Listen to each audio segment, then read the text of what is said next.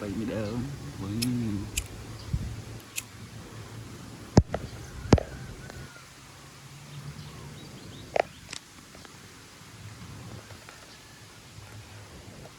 sri ấy chơi sri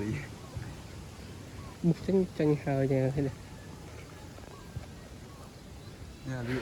phải hay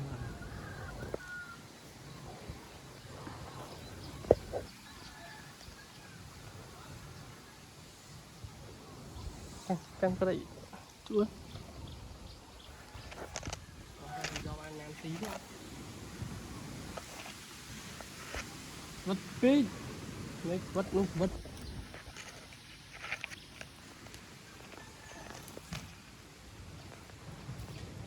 người ta hay cho đấy đạch sạch vào đúng không đạch chân mong này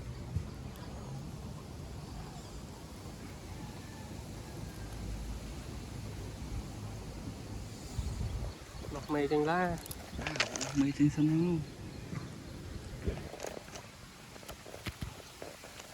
mấy đây o mưa này phải o mưa này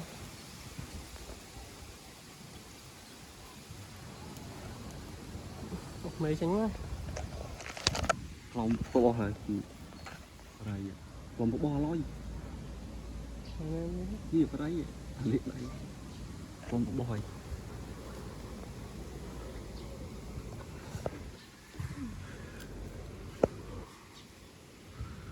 xìu nào ơi à